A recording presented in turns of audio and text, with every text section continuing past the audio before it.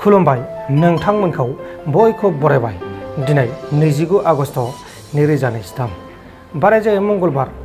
फैदो दिननि खौरांफोरखौ बेखेवनोसै। आसामनिफ्राय ग'वाआव खामानि मावनो थाहैनाय सासे सुबुंखौ ग'वाआव थैना थानायाव बोखांनो हादों। थैनाय सुबुंनि मुङा जाबाय इन्द्रनाथ।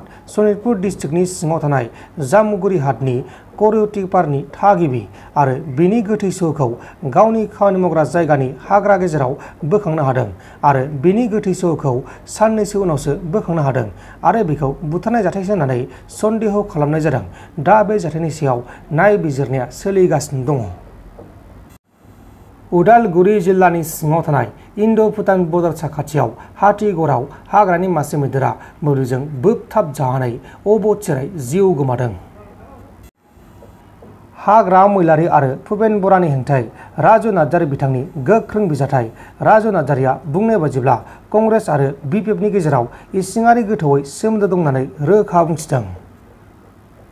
बेहा एजेन्डा गैया, जेबो एजेन्डा गैयिखायनो दिनै रायजोफ्रा बेखौ रिजेक्ट खालामदों। बिथाङा दिनै मोनसे कनस्ट्राक्टिभ अपोजिशननि बिफाव लानांगौमोन। बिथाङा खालि प्रमद बर' रायनायानो बिथांनि एजेन्डा माबोरै जानो हायो? दिनै दैबानाजों खुरखा जानायनि इस्यु दङ, दिनैहाय जोंहा रेशन कार्ड मोनैनि इस्यु दङ, दिनैहाय जोंहा हस्पिटालनि इस्यु दङ, इडुकेसननि इस्यु दङ, जोंहा दिनै डेभेलपमेन्टनि इस्यु दङ, इनफ्रास्ट्राक्चारनि इस्यु दङ, गोबां इस्यु दङ जोंहा। दिनै जोंहा एनआरसियाव नाम हाबैनि इस्यु दङ, गोबां बेबायदिनो इस्युफोर दङ।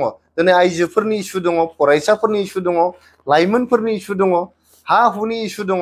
बेफोर इस्युखौ बिथाङा दैखाङाबालायनो सानफ्रोमबो जुदि हर सान जानायाव लोंनायाव उन्दुनायाव मेल मिटिङाव जुदि प्रमद बर'खौल' रायबाय थायोबा, प्रमद बर'खौल' रायनायानो बिथांनि एजेन्डाब्ला, होमबालाय दिनै जेसेबांनो प्रमद बर'खौ रायदों रायजो राजाफ्रा गाज्रि मोनदों। मानो होनबा रायजो राजानि प्रतिनिधि जानानै बिथाङा अपोजिशननि दैदेनगिरि जानानै रायजो राजानि इस्युखौ दिनै एसेम्ब्लियाव उत्थापन खालामफैनो दिनै जुदि एसेम्ब्लियावनो फैयाबा, मिडियायाव जुदि नोंथांमोननि मिडियायाव जुदि अपोजिशन जानानै बिथाङा रायजो राजानि इस्युखौ दैखाङाबा, होमबाथ' रायजोआ बेखौ रिजेक्ट खालामखागोन, रायजोआ बेखौ जोगारगोन।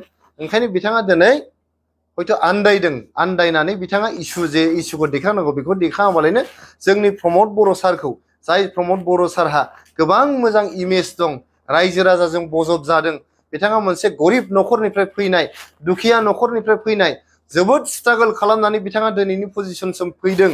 गतिके दिनै बिथाङा सासे गरिब न'खरनिफ्राय फैनानै जोंनि बिटिआरनि चिफ जाफैनो हानायखायनो जोंनि लाख लाख लाइमोनफ्रा दिनै गोसोआ दुंगाखांदों, गोसोआव थुलुंगा मोनखांदों जे सानसे समाव जुदि प्रमद बर' सारा बहुद गरिब न'खरनिफ्राय फैनानै बिदि जाफैनो हायोब्ला जोंबो सानसे जाहैनो हागोन, जोंबो सानसे चिफ जानो हागोन, जोंबो सानसे इएम जानो हागोन, मन्त्रि एमएलए जानो हागोन होननानै जों बायदि गरिब न'खरनि लाइमोनफ्राबो फैनानै दिनै राजखान्थियाव दिनै जरित जाफैनो हादों।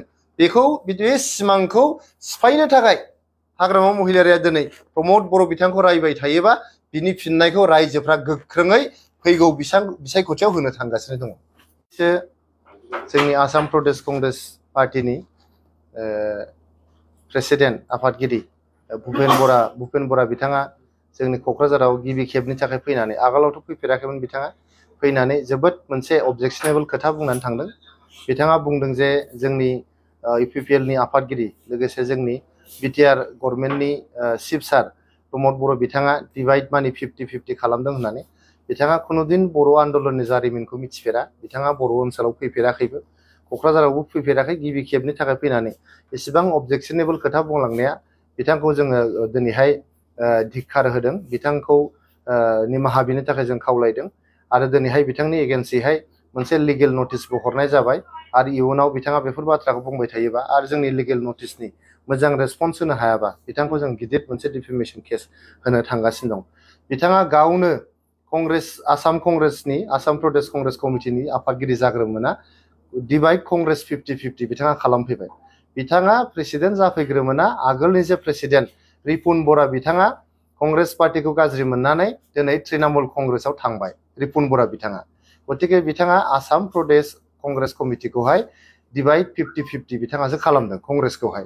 गतिके गावनि पलिसिखौहायनो दिनै गोसोआव लानानै बिथाङा बाव डिभाइड मानि 50-50 बुंफैनाया जोबोद मिनिथाव जादों आरो बिथाङा जोबोद सोंखारि जाथाव जादों। ओंखायनो बिथांखौ दिनै जोङो कन्डेम खालामदों आरो बिथांखौ जोंनि मानगोनां इउपिपिएल नि आफादगिरि प्रमद बर' सारनाव जोङो निमाहा बिनि थाखाय खावलायदों।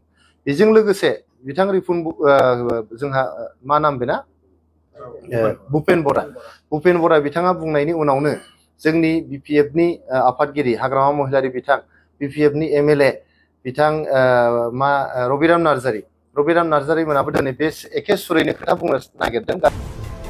नोंथांमोन दिननि खौरांफोरा बेखिनिल'मोन। बेखिनिसिम नायनायनि थाखाय नोंथांमोननिसिम रोजा रोजा साबायखर। गोजोन्थों। एसेनोसै। जय बर' हारिनि।